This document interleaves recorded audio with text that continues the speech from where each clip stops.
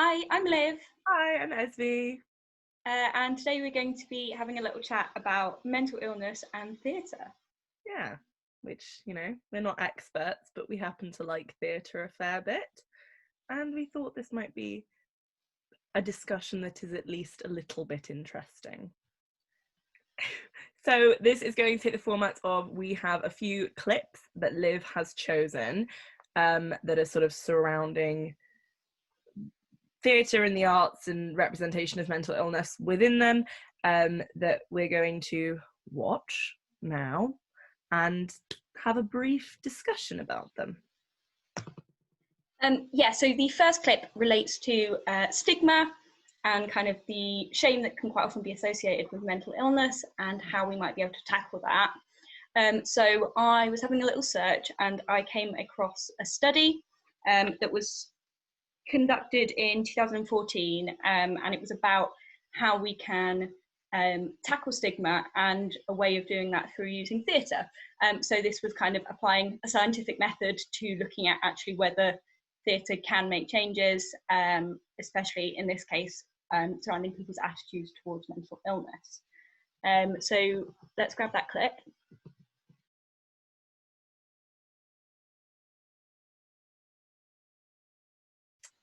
So one of the things that sticks out to me there is kind of how interesting it can be when choosing what terminology to use and how sensitive we should be when discussing mental illness and conditions within theatre. One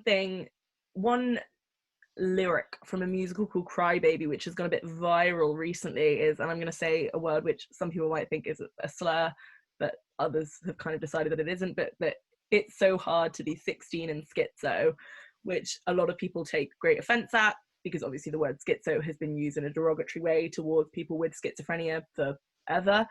But then it's hard to determine at what point actually it becomes important to use language that is uncomfortable and is kind of a bit shocking in order to show that those things are offensive, one, and also to portray how people with those conditions can be kind of derogatory towards themselves, and how they can internalize those beliefs that if they have those conditions and they hear words like schizo or some of the other ones that are used within the clip we just watched, you can internalize those words and use them against yourself to put yourself down and things like that. And I think it's an interesting balance that we have to take in terms of making something uncomfortable so that it can make a change, but also not outright triggering and also just offensive. Yeah, definitely. I think that's really interesting. And yeah, that's just a short clip from the play that was written in order to do this study. We will put details of the playwright and everything somewhere alongside this video, as with the links to the clips. But yeah, I found it really interesting in the fact that they've kind of applied this scientific method to trying to work out actually how theatre can affect change and affect people's attitudes. And so in this study, they looked primarily at people with bipolar disorder themselves, and also healthcare professionals, to try and see whether this stigma exists also amongst healthcare professionals, which it was made very clear that it does. And it actually had more of an effect. So there was a significant effect of more positive attitudes towards bipolar disorder amongst all the people studied, and in particular, the healthcare professionals showed a bigger change in opinion. So, that might be because they had slightly more negative or sort of distorted opinions to begin with. But I found that really interesting, that it did show that we can change people's attitudes and these sort of really damaging things like stigma through theatre, and using something that, a lot of us really love, and it can actually have positive change, as so many of us kind of feel we know it can. I think the idea of using that like scientific method within the arts is really quite interesting, just because people often try and kind of like divide or kind of draw divides between like the arts and then like the sciences, and it just shows how everything is so interwoven and interlinked, especially at the moment with comments from certain politicians, saying things along the lines of that the arts aren't really real jobs, we should retrain and things like that. And it just shows that the arts are in fact incredibly important, and so heavily interwoven and interlinked with every other aspect of our lives. And definitely, and I think as like we all feel how they can have such positive change in communities and in society as sort of a bigger structure. The next clip I was going to show was from Blue Orange by Joe Penhall, and it's set in a London psychiatric hospital, an NHS hospital, and it follows a young black man as he comes to the end of his 28-day stay there. Yeah.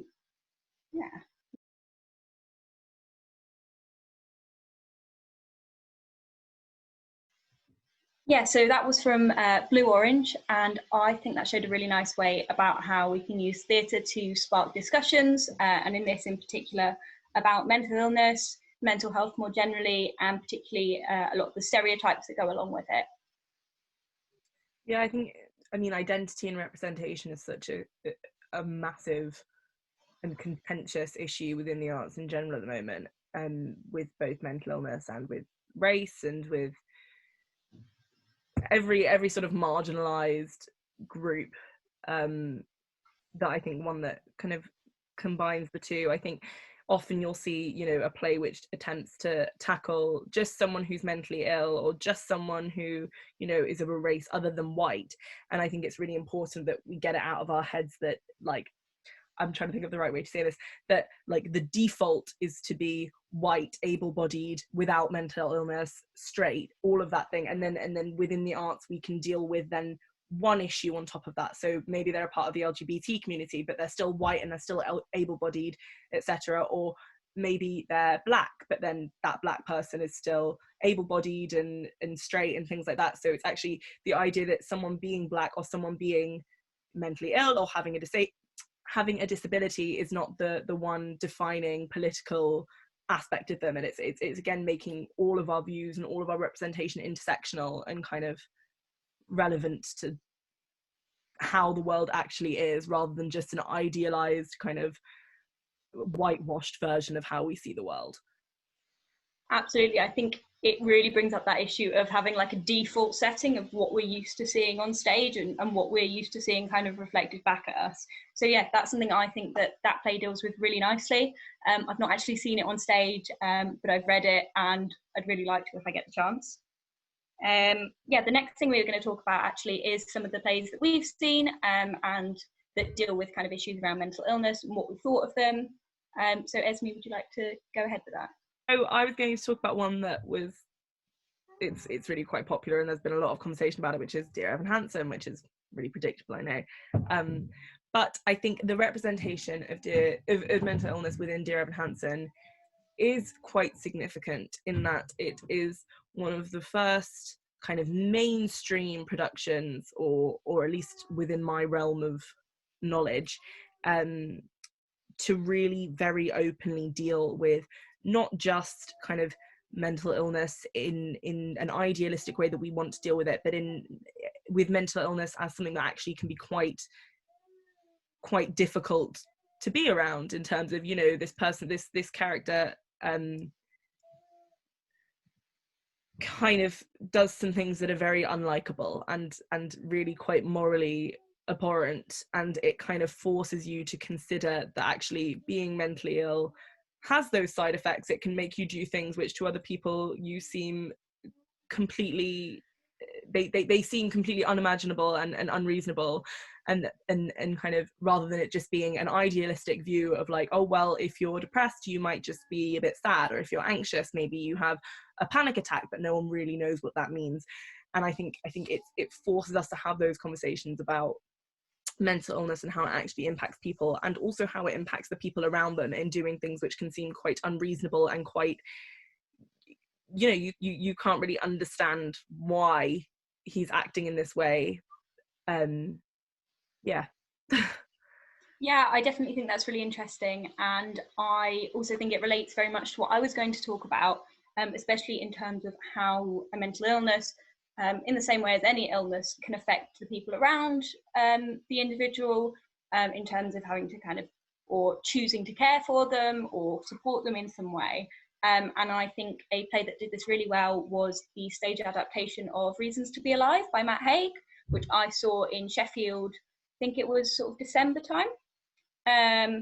And yeah, so that was a book that I'd read previously and really, really loved the book. Thought it did a really good job of just telling one person's story. So for anyone that didn't know, Matt Haig's Reason to Stay Alive is about his experience of mental illness, of experiencing suicidal thoughts, and really kind of crippling anxiety and panic disorder. And to see it on stage was really, really interesting, particularly in the way they use movement and sort of all the tech to really make you feel the intensity of everything that the characters were feeling. I think especially in a way that sometimes just reading from a book you can't get, but especially with theatre in that kind of immersive experience, definitely comes to life. And I think with the way that it can make an audience feel, it can give them a much better understanding of what something might feel like for a person going through it. So one of the examples is when so it shows Matt at kind of different stages through his life.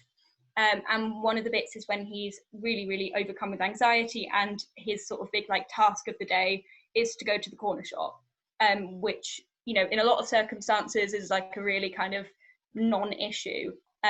But for him at the time, it was completely overwhelming. It was completely just too much, and couldn't cope with the anxiety of it. And so I think the way that this was portrayed on stage was really, really good, because it made you feel the way he was feeling, doing this kind of, you know, quite mundane task, but you felt the intensity of it, which I think is something that you really get from seeing something on stage compared to reading it in a book. Something about theatre that makes it quite universally accessible, especially when it's topics that are quite hard to kind of understand and access, in terms of, obviously, you know, we all have varying abilities of reading body language and reading people, but most of us will have a kind of intuitive feeling about when someone is really distressed, or when someone is really angry, or when someone is, you know, you can kind of read people to an extent. And I think when you're reading something like if you're reading the play in its written form, or anything like that, you don't necessarily get all of the emotions, and therefore you can never quite maybe relate to that person, or you can't really understand the feelings or why that it's made someone kind of so upset or so distressed. And I think that's something that's quite unique about you know, performing arts, that you can place yourself quite well, or at least I have always found that that's what makes them so special, that you can place yourself really without much difficulty into the shoes of the person that you're watching on stage. And I think that's just goes to show how theatre can be one of the most important tools in kind of increasing conversation around mental health and mental illness, and also just making people more educated and knowledgeable about them in general. Yeah, definitely. And I think for me, when I read the book, one of the things I really loved was how the words were presented on the page, in terms of showing things in a list, or bullet pointing certain information, and particularly from the perspective of reading it kind of if you're not feeling so great, or particularly if you're feeling depressed or anxious or dealing with anything like that.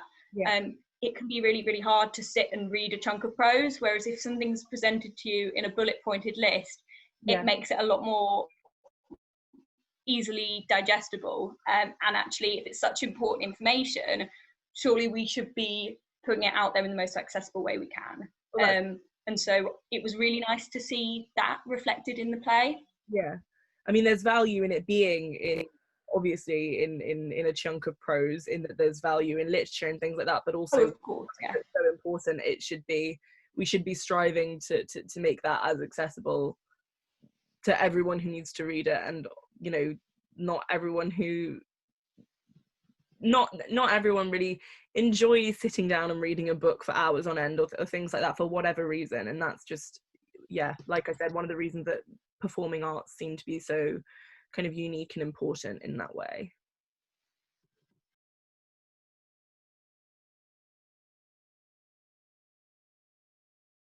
Yeah, I guess we've kind of hopefully opened discussion, or brought people's attention surrounding kind of mental health and mental illness within theatre and within the arts. So obviously we're not professionals, and this has definitely not been an all-encompassing or perhaps not even a particularly informative kind of session, but hopefully we've said things that have been somewhat interesting and will kind of inspire you to start having some of these conversations amongst your friends and with family and any of the people you feel you need to have those conversations with. Yeah, absolutely. And I think for me, the thing that's really kind of struck me from this discussion is just how valuable the arts are in approaching big issues. Wonderful. Is that it? Should we say bye? Should we say bye? Bye. This feels a bit Tweedy-y, doesn't it? Like, bye. Get some jazz hands in. No, let's be serious, okay? Bye. Bye. I feel like a children's present. Bye.